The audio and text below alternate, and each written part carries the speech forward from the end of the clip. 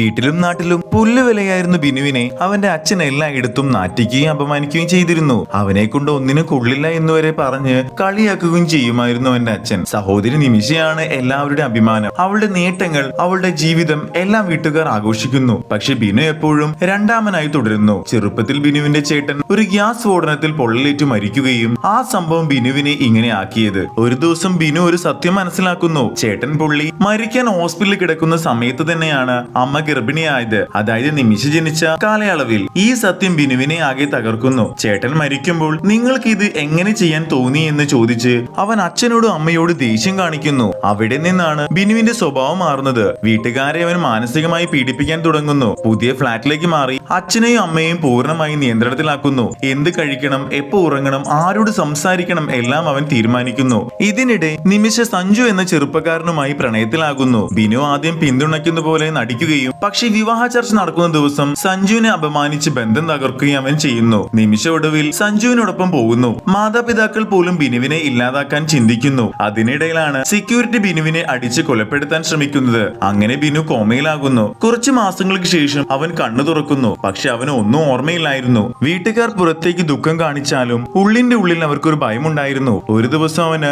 ഓർമ്മയെല്ലാം തിരിച്ചു വരുന്നു. പക്ഷെ അവൻ ഓർമ്മയില്ലാത്തതുപോലെ അവരുടെ കൂടെ അഭിനയിച്ചു. വീട്ടുകാർ ഡോക്ടറുടെ സഹായത്തോടെ ബിനുവിന്റെ ഓർമ്മ മുഴുവൻ കളയാനുള്ള മരുന്ന് വരെ കണ്ടെത്തുന്നു. പക്ഷെ ബിനു ഇതിനകം എല്ലാം അറിഞ്ഞിരുന്നു. അവസാനം എല്ലാവരെയും കാറിൽ കയറ്റി ഡ്രൈവ് ചെയ്യുമ്പോൾ വീട്ടുകാർക്ക് മനസ്സിലാവുന്നു അവന്റെ ഓർമ്മകൾ തിരിച്ചു കിട്ടിയെന്നത്. അവൻ വണ്ടി സ്പീഡിൽ ഓടിച്ച് എല്ലാവരെയും ആക്സിഡന്റ് ആക്കുന്നു.